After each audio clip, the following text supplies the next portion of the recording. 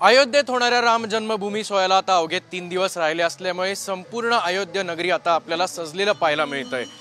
सकाळची वेळ असल्याने आपण जर बघितलं तर मी मुख्य बाजारपेठेत आहे। दुकानं काहीसे या ठिकाणी थंडीमुळे उशिरा उघडतात, मात्र या मुख्य बाजारपेठांमधलं जे दृश्य आपल्याला पाहायला मिळेल तर प्रत्येक घर, प्रत्येक दुकानांच्या वरती आपल्याला भगवा ध्वज पाहायला मिळतोय। या भगव्या ध्वजावर प्रभू श्रीरामांची फोटो आहे, हनुमानाचा फोटो आहे।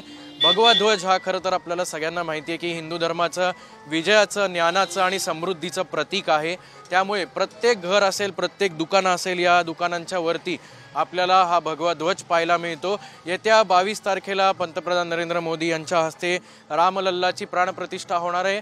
या सोहळ्यासाठी काही निवडक लोकांनाच निमंत्रण असल्यामुळे प्रत्येक नागरिक त्या ठिकाणी जाऊ इच्छितो, मात्र त्याला जाता येत नसल्यामुळे घरीच हा सगळा जन्मभूमी सोहळा अनुभवता यावा आणि जणू हा सोहळा म्हणजे आपल्यासाठी दिवाळीच आहे अशी या ठिकाणच्या लोकांची भावना असल्यामुळे अनेक ठिकाणी अनेक जे घरं आहेत ते या ठिकाणी आपल्याला संपूर्ण भगवेमय झाल्याचं आपल्याला चित्र जे आहे ते पाहायला मिळतंय।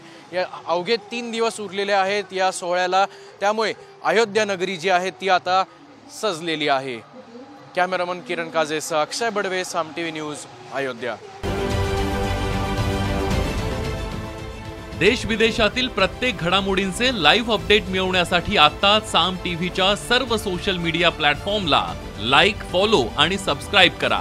तसंच सर्व नोटिफिकेशनसाठी बेल आयकॉन प्रेस करायला विसरू नका।